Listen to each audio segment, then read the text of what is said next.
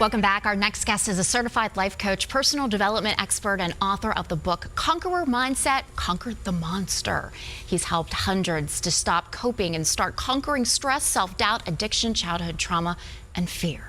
We welcome Conqueror Roberts back to our live show. Good to see you again, sir. Thank you. So happy to be here. I was listening to a song the other day, and the song was called Keep Your Monster on a Leash. Okay. You've taken that to another level. You not only have it on a leash, you've conquered it. Wow. And that is basically where we're going to start here, is that all the self-doubt and all the stuff that everybody has, you got to learn how to deal with it. You do, and I agree with you 100%. I was speaking with one of my clients recently, and she suffered from something called amophobia, which is the fear of sand. And as you already know with all phobias, we have to go down to the root cause. Don't pay attention to the fruit, go down to the root.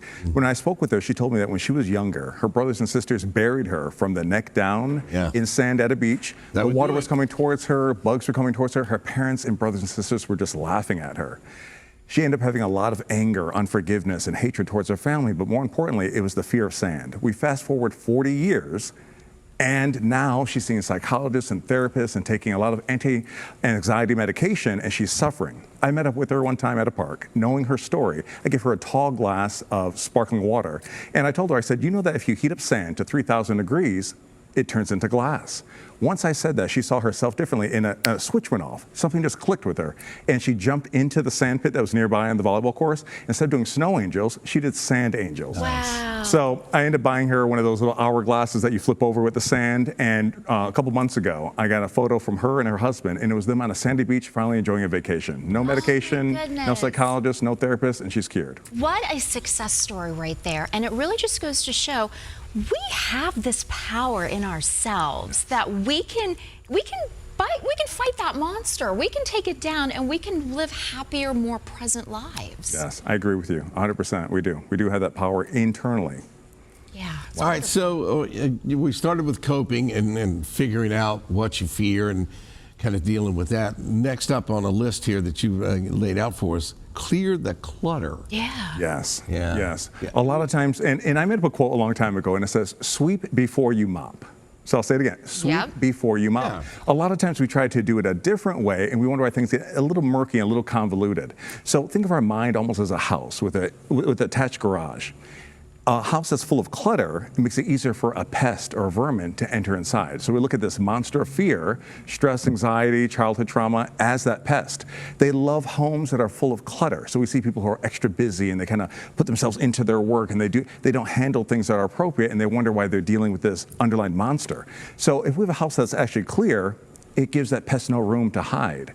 So, when doing this, I actually think that, if we clean the clutter, we have to sweep before we mop. Now we don't leave those breadcrumbs for the monster that attracts them in the first place. A lot of times we look at these relationships and people say, hey, I married someone just like my parents. I can't believe it.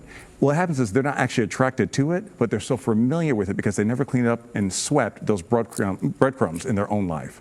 So we really owe it to ourselves to just always be sort of that work in progress. And you say too that you should set healthy boundaries with love. Yes. Which is a wonderful thing to do. Thank you. And the key word is with love. A lot of times we just want to set healthy boundaries, but it is with love. In order to set healthy boundaries with love, we first have to have what? Self-love. Yeah. And that's knowing your worth and knowing who you are. I coach a lot of people from different professions, professional athletes, doctors, attorneys, stay-at-home moms and dads. And I ask them, I say, who are you? And they tell me, well, I'm my position or title. So when I say, besides your title, who are you really? And that's usually 95% of the people say, Rob, I don't know.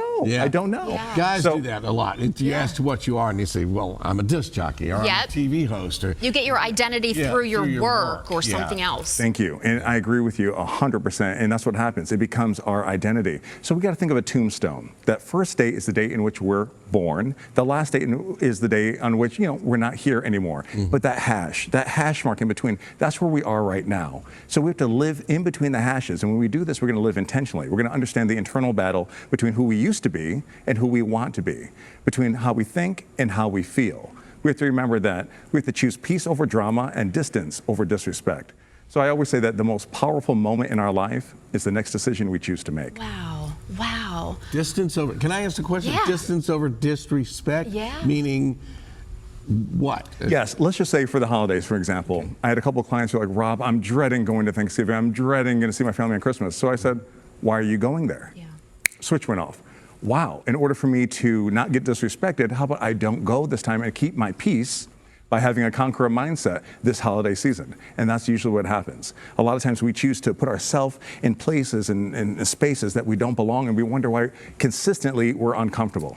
This is falling down. I want to put this up here, but you know, we really do, we have to talk about the I'll just hold it. Yeah, let's just hold it, because that's not working with us today. But we really do, we have to honor ourselves, and because those traumas will continue to build up if we don't really take care of ourselves, and then we can't take care of anybody else if we're not doing that first. Wow, and what you said is so heavy, and I wish other people would understand what you're saying right now, because we sometimes become a people pleaser. Yep.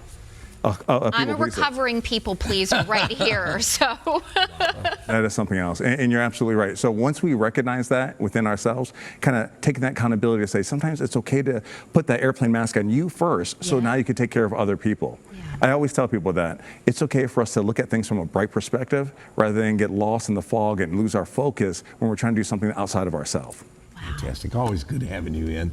And we always learn a lot. Conqueror Mindset. Yeah, I feel ready to conquer the day. So thank you for this conversation. I'll be doing a push-up coming up. For more information on this topic or the services that Conqueror Roberts provides, just visit the link on our show website by early this afternoon, virginiathismorning.com. And we've been talking about it. Rob's going to hang around, and later on the show, we're going to be doing a push-up challenge that he created to bring awareness to multiple sclerosis, a great cause. We're going to be happy to do it here, so stay tuned.